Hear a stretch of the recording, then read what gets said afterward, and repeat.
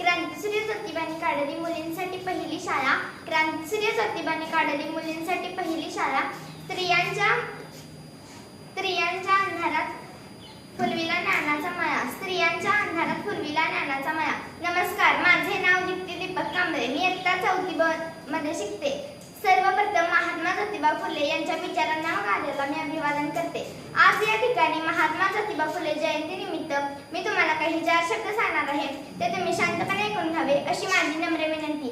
स्वतःच्या पत्नीला प्रथम शिकवून स्त्री शिक्षणाची मुहूर्तमेढ रोवणारे, स्त्री शिक्षणाचे जनक अशा या महान समाजसुधारकास त्रिवार वंदन. मुली व अस्पृश्यांसाठी सुरू केली शाळा, त्यांना लाविला शिक्षणाचा लळा. मुली व अस्पृश्यांसाठी सुरू केली शाळा, त्यांना लाविला शिक्षणाचा लळा. भिडेवाड्यात कष्टाने फुलविला सावित्रीमांसह ज्ञानाचा मळा.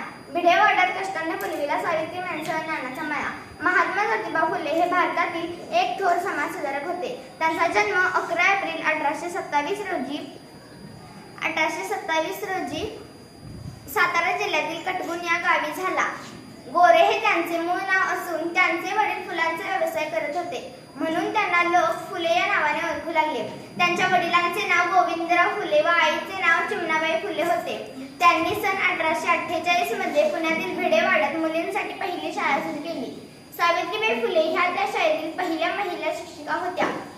त्यांनी सत्यशोधक समाजाची स्थापना केली. विद्येविना मती गेली, मती विना नीती गेली, नीती विना गती गेली, गती विना वित्त गेले, वित्ताविना शूद्र कसले, आणि एवढे अनर्थ एका विद्येने केले. अशा या महामानवास माझे कोटी कोटी प्रणाम. धन्यवाद.